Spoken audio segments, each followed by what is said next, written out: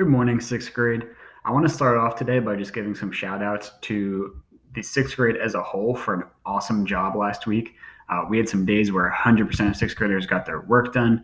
I had live classes where kids were sharing out left and right all of these great ideas.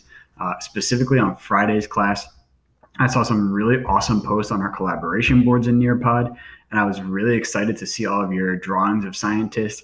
Some of them really got me pretty good and made me laugh. They were really awesome, though.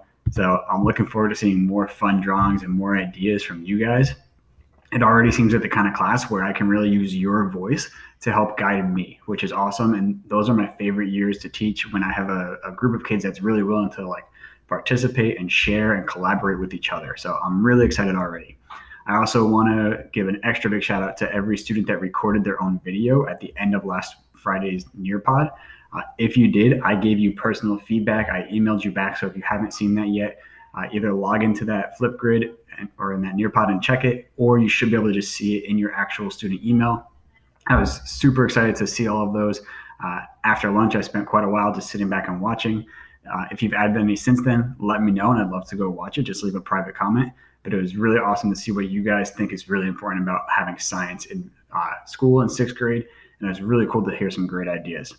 If you were someone that did that, I also added a few $100 onto your paycheck, because it definitely takes some courage to get on camera and do that, as well as just really bringing joy to me for your engagement and for your awesome ideas.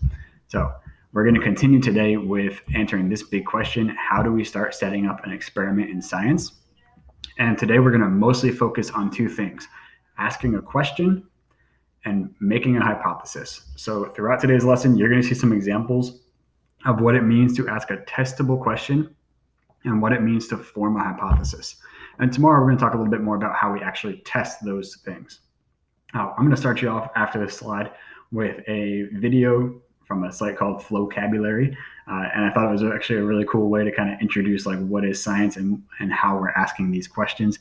And then we're going to get right into a couple interactive slides. And at the end, you're going to make sure that you submit your exit ticket. You're going to have a Google form. It's not very long at all, but make sure that you submit it and then go back to your classroom and mark it as done. All right, you guys enjoy the rest of your lesson and have a good day.